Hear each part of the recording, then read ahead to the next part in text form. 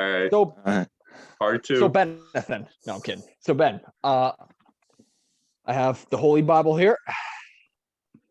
I also have a verbal contract for you to agree to, if that is okay. Let's fucking go, baby. Okay. Please repeat after me. I, Ben Young, I, Ben Young, swear to be called upon by the hockey gods called upon by the hockey gods and fulfill my role in being an active member and fulfill my role for being an active member in the Maritime Hockey Podcast. in the Maritime Hockey Podcast. I will not abuse these powers, I will not abuse these powers, nor will I belittle others or will I belittle others who do not have the same privilege as I. that do not have the same privilege as I. What the fuck is I going promise all these things in Jesus' name. I promise all these things in Jesus' name and the hockey gods' names.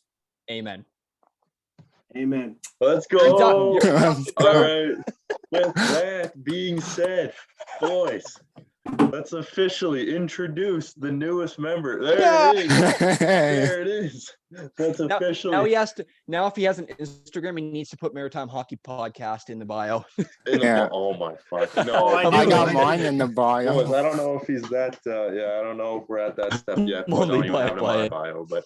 You don't want to know. You don't want to know that's my just bio right now. No. With that being said, boys, Jess, I'm just gonna take the reins on this one, bud.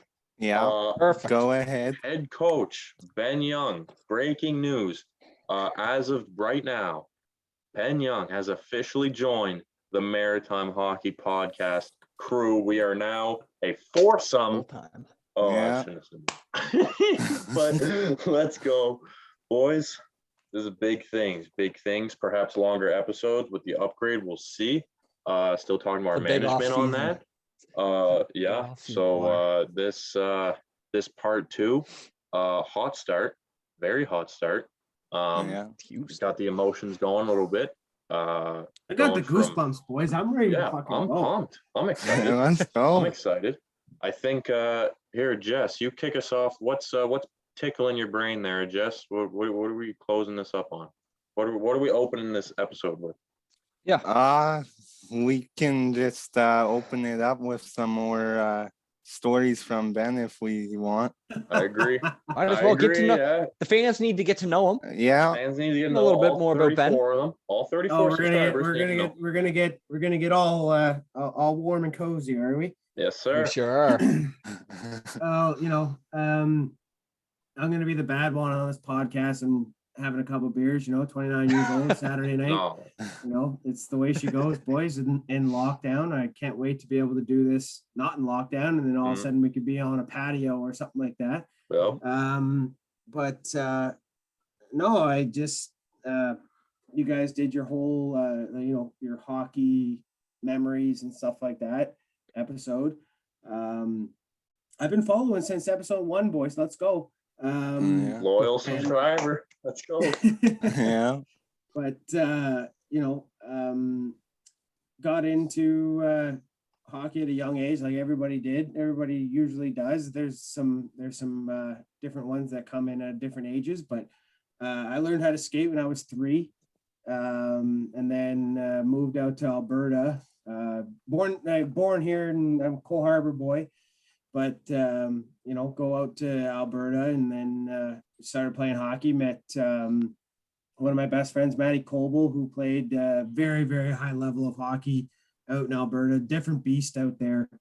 Matty Coble played junior A in Fort McMurray. Very high level of hockey, but got into it, met him. I got into hockey because of one person. He was like, "Oh, you got to play hockey, man. We're in kindergarten. We're in primary. We're on the little bus, right? The little yellow bus." And I met this guy on the back of the bus, and he goes, "Do you play hockey?" And I'm like, "No." And he's like, "You got to play hockey, man." So I go to my mom the next day. I get home from school, right? Because half days in primary. And he goes, I said to Mom, I was like, "Mom, I got to play hockey." And she goes, "Oh, good Lord Almighty." So anyway, get into it. And I remember in like one of your hockey memories episodes, you guys were like, I was an ankle biter. You don't know what an ankle biter is until you see my home videos of me playing hockey. Like power skating and stuff, man. Like literally, like these were my feet. It's like There that. you go. Oh, Bambi. I'm doing snow angels in the corner. I'm doing one of these, right? Oh my And god. then so my old man, he says to my mom, this guy's never gonna play hockey. He's never gonna get into this, right? He's doing snow angels in the corner. He's being an idiot. Yeah. But anyway, got right into it, and then obviously an Oilers fan, and watched Dougie Waite and Anson Carter and Fernando Pisani and Ryan Smith and all those boys, and I just missed the Gretzky era, just missed it. But you get the highlights and stuff like that, right? But I was family friends with Andrew Hamilton and Brett Hamilton, who is the sons of Al Hamilton, who was the defenseman with the Oilers when they went for their 5 cups. I got to see cup rings and all that kind of shit. And then Edmonton hockey is different than out here, right? So how it goes is so you have you start at Timbits and then you work your way up. But even at Timbits, they have 10 tiers of players. 10 tiers, so like 1 to 10, and 10 being basically house. But you get to go into like the Timbits tournament, and there's huge tournaments and all that stuff. I never played in the Quebec tournament because I didn't play. So you guys know how like there's Pee Wee Triple here, right? Yeah. And then you guys go to the Quebec tournament, right, which is the biggest tournament for Pee Wee hockey players, like I personally think known to mankind. Yep. Yeah. I never played in that because Pee Wee, I think I was still trying to figure it out and blah blah blah. There's like 20,000 kids that try out for each association. That's how big Edmonton is, right? So that's why they have so many tiers. And then when you get to like the bantam age, now how we have major bantam and all that stuff. Yeah. You have like the Barons and the Gulls. And Jesse, give me a couple more. Barons, Gulls, Rangers. Rangers. Yeah, Rangers. So you have those boys, right? We didn't have that in Alberta. They had club teams. So you had like tier 1, which is basically your Pee Wee AA, but their AAA was like the Gulls and the Barons. Oh, and all like that totally different, like league type thing almost. Yeah. Yeah. Gotcha. So then when you get to like midget age, I only played 1 year midget in Edmonton, and I played tier 1 midget, which is technically midget AAA. But anyway, they had club teams above that. So you had like your played against sports, your in that now this is major midget basically, right? So you had played against sports, the bricks, you had oh god, who else? Going back in the memory bank here, boys. I'm old. Your SSAC, which they called it SAC, which just blew some teams out of the water. And then I moved back here. Parents did the whole divorce thing, and got the laminated card, divorce kid, woo. Nice. There you go. So came back to the coast, and played midget AA for Bedford. So out of shape that first tryout. Oh, How it goes. I was sucking pond water so hard, like not on the ice, like just sucking pond water. And so made midget AA, got called up to midget triple a couple times, and then the second year played midget AAA under Sean McKenzie. That was that whole Port Hawkesbury tournament, right? And just met some great guys. I got called up to CPA, right? For 2 games. It was a home and home against Sir John A. And I walk into the dressing room first game, the LeBron Center, which is an absolute barn. Everybody yeah. knows. It's a barn. Yeah. Love the LeBron. Oh, I love it. Yeah, love I it. So played much better there than too. BMO. So Mm. much better than BMO. It's solid. So walk in, and coach goes, "Here's your jersey." I'm like, okay. Is number 2, and I'm like, that's a defenseman's number. And I knew who, yeah.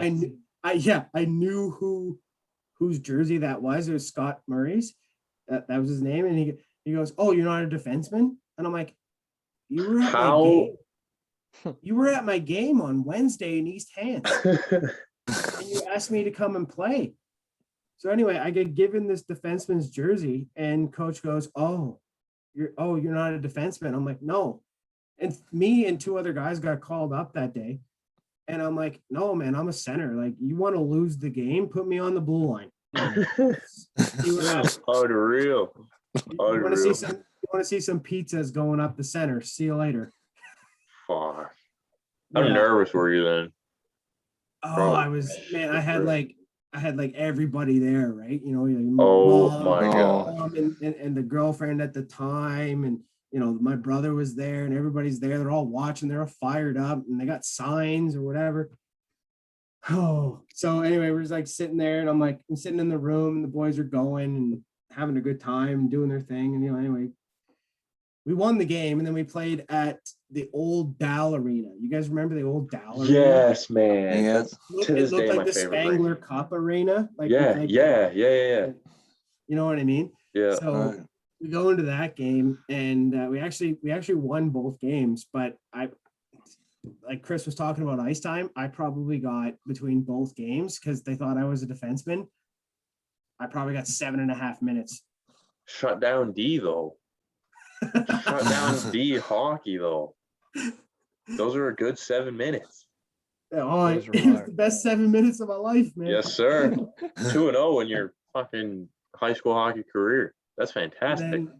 then from midget AA though, got scouted out to play junior B down in Maine, for the Maine Moose. Tried out, didn't make the team. I played an exhibition game, but I don't really count that. I'm not gonna be that cocky guy that says, Search me I up. played- One junior B game. Yeah. That One cocky guy junior that B says game. that he has a BCHL invite. Chris McDonald. Okay, all right, whatever. But it was really fun. And then I went and played a couple games for junior C for the Clippers. Absolute jungle out there. It was so much fun, man. Like, I wouldn't want to like ever forget those memories ever. Third line center for the Clippers, just like you get that call and you get the jitters and you get the goosebumps. You're like, man, this is cool. And you go tell your mom you just got scouted. Yep. And then and now I'm just a fucking beer league beauty, can't even play anymore. But anyway, played 2 years of minor junior with Bedford, which was, to be honest with you, like even more fun than getting those calls from junior C and junior B. Like, I got to play with my brother. Shout out to Younger. He wants to come on the podcast big time. Got to play with him. That was a really cool thing for Mom to see both of us on the same team, because we're 5 years apart. He skates exactly like Afghani Malkin. Like, it's stupid. As Billy would say, he beats everybody 5-hole every day. Yeah, It's bad. I got a story after what you're saying. Boys, did you just see his face though? Like, I said 5-hole, and he was just like, no, I know. I'll tell you the story after, but continue. And then so played those 2 years. I've also had, I've had 6 conkies. The last one was probably the worst one. Couldn't get out of bed for almost 2 months. That's a concussion for all you people who don't know what a conky is. That's concussion. That was my bad. And also got dislocated shoulder. Got a plate in there. Had a whole slice and dice surgery thing. And then I got into coaching, and now I'm here, right? So I don't know what the future is going to hold. Had a really good year last year with Bantam AA for the Whalers. Would love to keep with it, but at the end of the day, too, we'll get into other championships and all that stuff that we've all won and all that good stuff another day. But just when you can't play anymore, you may as well coach it. And I think that my coaching staffs that I've had in the past, I think we did really, really well. And we kept boys in the game. There's definitely going to be guys that are going to comment on this and say Coach Younger was a fucking asshole. But hey, at the end of the day, That's how she goes. at the end of the day, That's awesome. I'll be the first one. No, that's fun. That's so funny. When you can't play anymore, that's the worst thing. Like you walk into a doctor's office, and I walked into there with my grandfather, and he basically raised me, and he said, go in there with an open mind. And this is after my 6th concussion, and you sit there with a neurologist, and the neurologist says, yeah, you're not allowed to, I can't allow you to play anymore. And my grandfather's sitting there in the chair, and I'm sitting there, and I look at the doc, and I'm like, you might want to leave your fucking office right now. And he goes, excuse me? And my grandfather, who's like, 75 at the time, he goes, yeah, you might want to leave. There you go. So, but at the same time, I didn't like break stuff. I didn't lose my mind. I broke down because a doctor tells you cannot play the sport that you absolutely love and eat and breathe. You eat and breathe it, right? Yeah. You're going in your mom's SUV, listening to pump up music and all that stuff, right? Like you can't go to the rink anymore and put on those skates. Like I broke down right in my grandfather's arms, man. Like I did. And, to this day, it's one of the worst things that's ever happened to me. But at the end of the day too, that doc saved me. Like if I get another concussion, or if I get hit in the head again, or if I fall or anything like that, I don't know where my brain's going to be at. Eating crayons or something like that. Yeah. Yeah. I'm going to be eating, I'm going to be, eating everything out of a straw, maybe, who knows? So, kudos to that neurologist, but definitely injuries are a bitch. And you have that dream when you're a little kid, like you guys all talked about, to make the NHL. And when you get that call from a team that maybe wants you, that dream becomes even more real, right? And then all of a sudden you get injured. And I was one of those guys that love to get in the corners and get dirty and pay the price.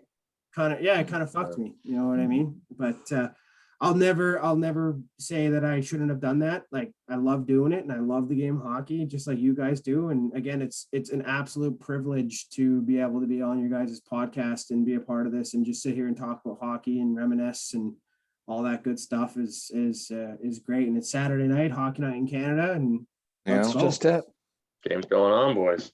Yeah. No, it's fantastic to hear it. I mean, Ben, obviously, I've known you for, I think, 4 years now, almost 3 years, 4 years. And obviously this is my first time hearing your background and your kind of what got you into it. Obviously I've heard stories, trying to pump us up in the room, which is great. But no, first time hearing those stories. And obviously it's from a, not calling you old, but an older person than us. Like we don't hear the perspective a lot from, people who aren't playing anymore and what caused them to not play anymore. So, that means something to us. And obviously I think that all three, me, Chris and Jesse, like whatever level of hockey we're playing and stuff, are going to cherish that very much, hearing stories like that. So, just like Jesse said, I could fill your guys' stockings at Christmas with stories, man. Dude, that's man, I'm sure I count on it, man. Like fuck. But Jesse, it's like you said, your dad's coaching your team right now, Jess. Yeah. That's gonna be, has your dad ever screamed at you though? Has he ever benched you? No, you're not a bench worthy player. You're an elite scorer. no. What happens though, Jess, what happens though if you serve a pizza right up the center of the ice? What's gonna happen? What is Papa Bear gonna tell you? No sups up. No, he shut up. honestly, he'll just tell me that don't really stress about it too much and all that. And he just says, forget it happened and then just keep playing your game and all that. I You fucking got love another your dad, shift. You man. got another shift coming up, right? Yeah. That's a good mentality. Even though Yeah. that's actually a sick mentality of, coaching and stuff like that. Or just like having a teammate that's like, hey, you know what, bad shift, get back at Instead it, of right? one just yelling at you and filling Instead your of, ear full of instead of shit. just, Oh, Yeah. Well, like We've all had John those. Tortorella. Fuck. John Tortorella, my God. Well, I won't lie either, boys. Like I've when I left Bedford, it was because of my style of coaching, and then you are coached the way that you coach the way that you were coached, right? So there was some times there back in the day, 2000, we're gonna say like 2011, 2012, where I was a hot case, and I was a torts, and if you were a winger and you did not get that pass up from the defense to the center, I was ripping you a new asshole. Oh, you would have hated me then. Fuck. It's always off the board. None of our wingers swing. They decide to go. They go northwest, and that's it. But it's all about the angles too, Chris. It's all about the angles and the rate of play and how things go. And at the same time too, when I look back at it now, like maybe I shouldn't have yelled at that kid or that kid or whatever, but because they're on the ice. You guys are the ones doing it, and I've definitely buried some hatchets with some kids. But if any kids watch this that I did coach and I ripped them a new one, you know what? Maybe now they're getting ripped on by a boss somewhere that they don't like, and maybe they would rather me ripping on them than their boss, right? So, it's hockey is. Hockey is so much more than hockey, and you heard Austin Matthews talk about that. Yeah. Hockey is so much more than just hockey, right? So yeah. And Jesse, I know that you've seen probably all the highlights and all the talk about this whole. I think we have to talk about this whole Johnny T thing. I really think we need to dive in. I think we need to dive in, and Jesse, I think you need to take the reins on this thing and just tell us your thoughts about it. Yeah. So first thought that came to mind when I first saw it, I felt sick to my stomach. Yeah, hate to see players go down like that, and especially where he tried to get up and then started falling back. I'm like, oh, I knew right away it was bad. And you saw the concerns on the bench by Sheldon Keefe and Matthews and all them guys, and Kyle Dubas too. He was running down to the dressing room. He was on the phone with the family, let them know what's going on. But I know he's scary, man. It was scary. Yeah, I know he's at home now and he's having the supervision of the team doctors, so that's good. Something that I don't agree with. Well, that I didn't agree with at first, and now I'm kind of on the fence on is like I didn't watch it in live, but I saw it in the highlights after, in the news after. The fight from Foligno and Perry. Yeah. I don't see how that. See that I'm on the fence about it because at first I'm like, no, I'm like, don't fight. If it was intentional or if it was, a huge hit and all, okay, whatever. I mean, Perry didn't do anything wrong, tried to jump over, whatever. Yeah. So then you hear that. Yeah. Here's the thing too.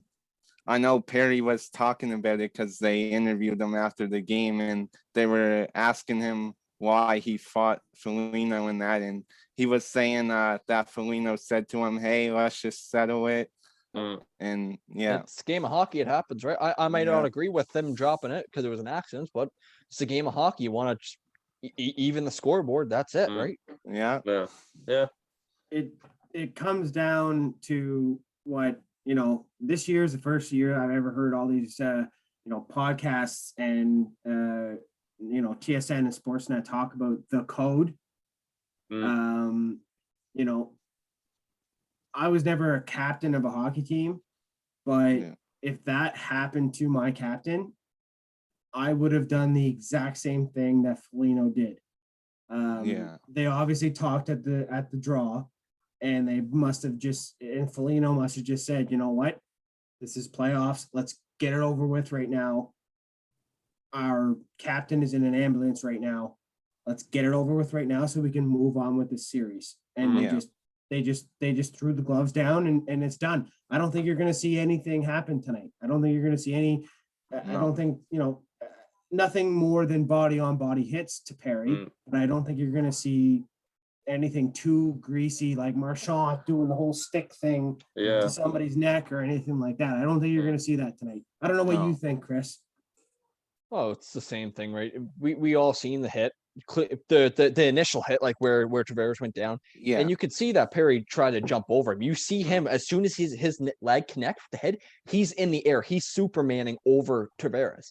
Someone who's going to do that on purpose would most likely would have just either fell right down or would have kept skating. Now, if it was on purpose, he sold it. He sold it like a son of a bitch because I can't tell the difference.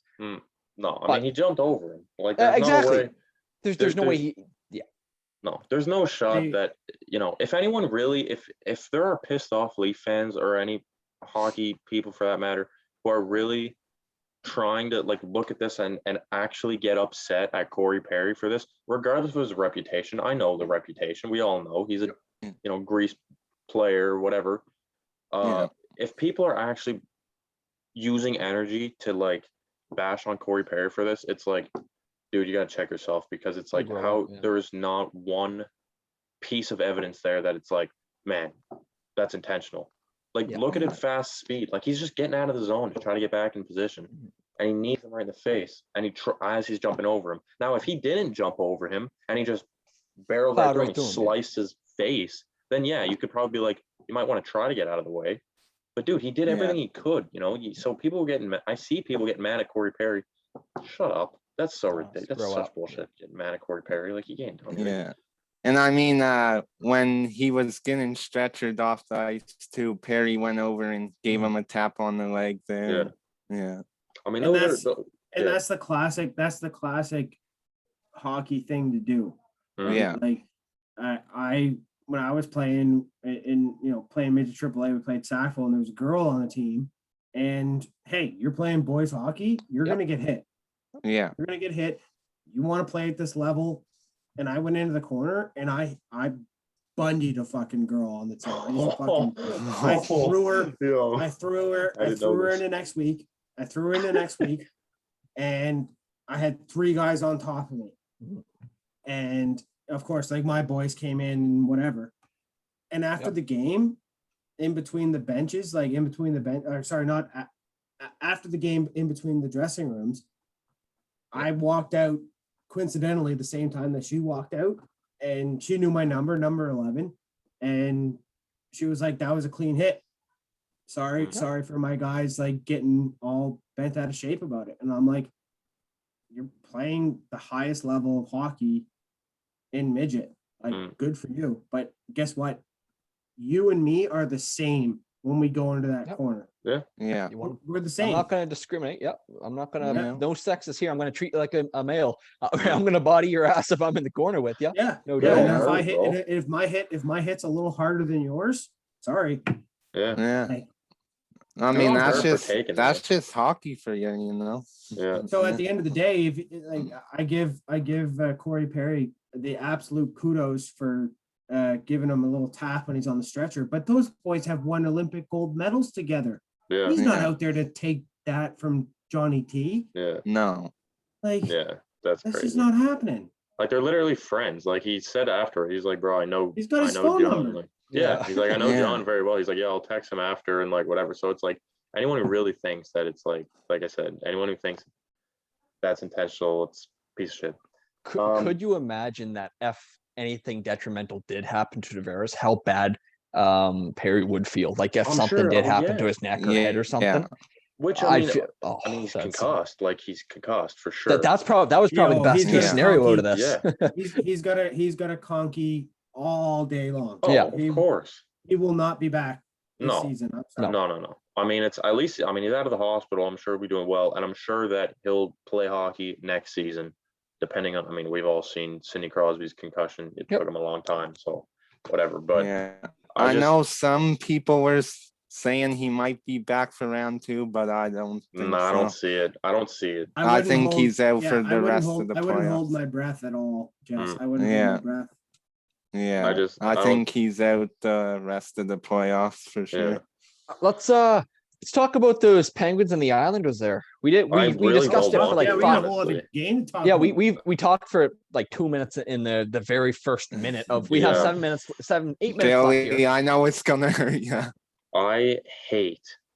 I mean, listen. Okay, this is all I'm going to say about the game. I'll get to Pittsburgh themselves in a minute. But the game, I mean, kudos to the Islanders.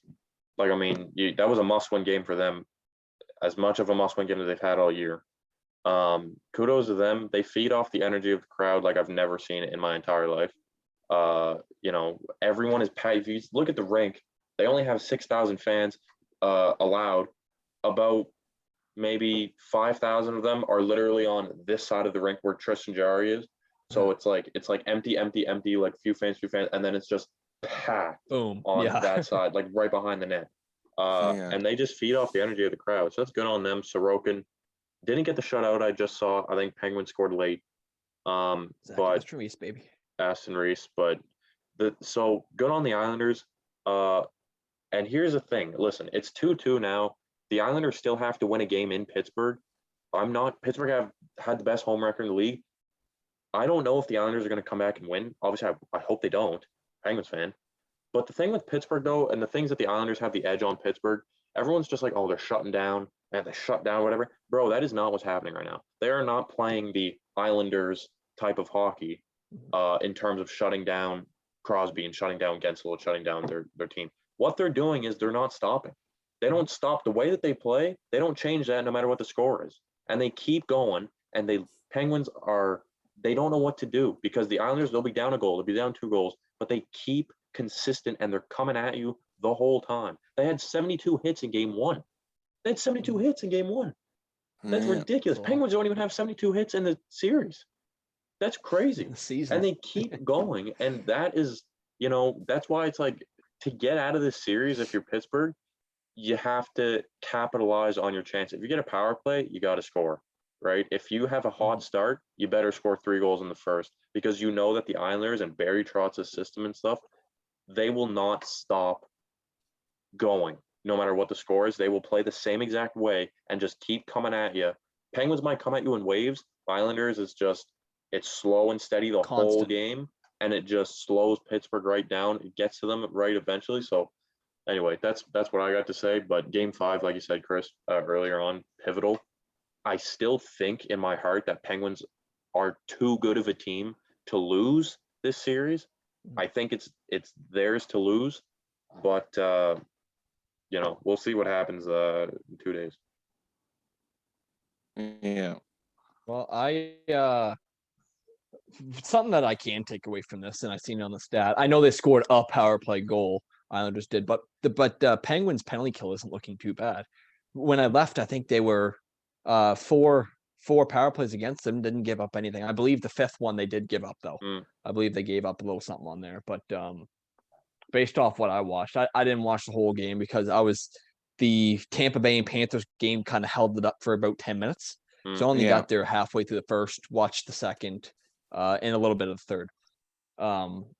But we got to generate something, like you said.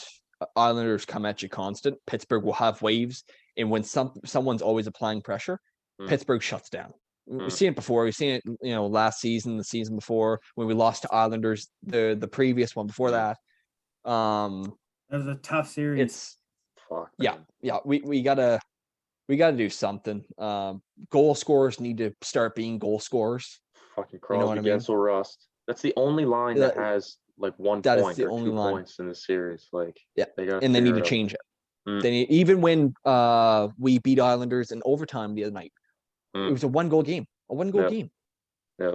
And it was an insane goal, mind you. Brandon Tanoff. Oh my gosh. Well, it wasn't overtime. I'm gonna be that nitpicker. It wasn't overtime. Oh, was it? 3 minutes left. Yeah. It was like 3 minutes I left. thought it was overtime. That's my bad. That's my bad. They did say that it was an overtime winner on NBC, but it wasn't. So. That's when I seen it. Yeah. Yeah, Either way, yeah. sorry, that's my bad. But Yeah. it's not a high goal. This was the highest goal scoring game that we've seen in the series. Or no, sorry. No, it was Didn't we game 3. see Game 3 was. game, Well, game 3 was game 5. three was, yeah. 5-4, yeah. Yeah. 5-4, something like that. Yeah, in overtime. That one was in overtime, wasn't it? No, it wasn't. You idiot. That's what I'm talking about. No, Was it it? wasn't. The first game. There was of the okay. series went to I'm overtime. talking about. I was talking about the 1-goal game. We had a 1-goal game We somewhere. had 3 1-goal games, you fuck. Have we? Okay. Well, You I'm are getting tired. confused now. Chris, get your head I out am of your tired. ass. Let's go. Yeah, Chris, figure it out. It's so far in there. I'm starting to piss it out. That's how far it's up there. You were we just off got- track and then you got back on. You're like, nah. Either way, we just got to find a way to start applying more pressure than what Islanders are. I agree. Jess, Yep. what do you Somewhat think? through all that, you agree? Uh, I do agree. I think the Islanders are definitely making a series out of it. I mean, obviously, like you said, they're tied 2-2 now. I feel like this could go to a game 7, honestly. Unfortunately, I can't handle it. It's so Yeah. nerve-wracking, man. Like when you're Yeah. a big fan of your team, it's not as enjoyable to watch because you're just nervous. The other team scores and you lose it. You're just like, fuck. It's so Yeah. frustrating. But I mean, What do you mean? that's what game 7 is, win or go home. we Yeah. we unfortunately only have about a minute and a half left. Getting sad in ish. here. I personally, I know maybe doing a part 3. The thing is though, is that I definitely have to eat something. Yeah, I haven't eaten since like 2, and I'm gonna Okay. throw up, and my Yeah. stomach is eating itself. So I gotta go eat some food, Yeah. and then I'm gonna watch the games that are on right now. But that being said, boys, this is officially the first time that we have Ben Young on here, and breaking news just happening like right now. He will officially be joining us as the 4th member of the Maritime Hockey Podcast. Very Yeah. excited. Gonna have some good stories to share. Absolutely. Mike, obviously, I mean, me and Ben having the Summit Couple connection. Sorry, boys, if we talk about that quite a bit in the future, but It's all right. It's all right. it's the way that she blows, Yeah. right? So, Ben, Yeah. thanks. Happy to have you on board, Ben. Happy No, to have Ben, you it's on been a board, pleasure, man. man. boys. And if you want to call me coach, call me coach. I'm no Babcock, but Oh, that is coach. Yeah, we should. Yeah. Gotta be All right, coach. Jeff. Anyways, thanks the for outro. tuning in, boys. Be sure to share this, get us out there and get our subscribers growing. I know we got a new one today. We're at 40 now, so keep 40. up the support, and we'll see you guys in the next one. All right, boys. See you, gentlemen. Later, take everyone. care. Love yous. Carry on as if you're normal. Maybe. We'll see.